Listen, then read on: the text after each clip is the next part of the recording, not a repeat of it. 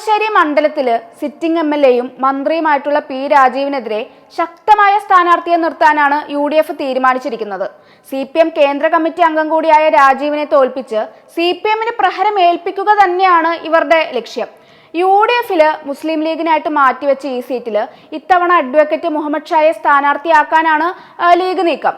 ഈ seat DCC president Muhammad ഷിയാസിനായിട്ട് കോൺഗ്രസും ആവശ്യപ്പെട്ടിട്ടുണ്ട്. പ്രതിപക്ഷ നേതാവ് VD സതീശനാണ് ഷിയാസിനായിട്ട് ലീഗ് നേതൃത്വത്തോട് സംസാരിച്ചുകൊണ്ടിരിക്കുന്നത്. മറ്റേതെങ്കിലും സീറ്റ് മധ്യ കേരളത്തിലോ അല്ലെങ്കിൽ തെക്കൻ കേരളത്തിലോ ലീഗിന് നൽകിയുള്ള ഒരു ഒത്തുതീർപ്പിനാണ് കോൺഗ്രസ് ശ്രമിക്കുന്നത്. അതായത് ഇവിടെ ചിത്രം എന്തായാലും വ്യക്തമാണ്. ഇടതുപക്ഷത്തിന്റെ അതായത് CPM-ന്റെ സ്ഥാനാർത്ഥിയായിട്ട് പി രാജീവ് തന്നെ കളമശ്ശേരിയിൽ വീണ്ടും മത്സരിക്കും.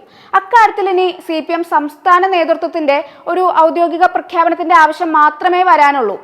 ഈ പറഞ്ഞ രണ്ടുപേരിൽ ആര് പി രാജീവിനെതിരെ മത്സരിച്ചാലും പ്രവചനാതീതമായിട്ടുള്ളൊരു മത്സരമായാണ് അത് മാറുക.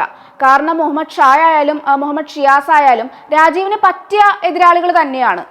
UDF-ല് കോൺഗ്രസ് ആണ് മത്സരിക്കുന്നതെങ്കിൽ മുഹമ്മദ് ഷിയാസും, ലീഗാണ് മത്സരിക്കുന്നതെങ്കിൽ അഡ്വക്കേറ്റ് മുഹമ്മദ് ഷായുമായിരിക്കും മത്സരിക്കുക. അക്കാര്യം എന്തായാലും ഉറപ്പാണ്.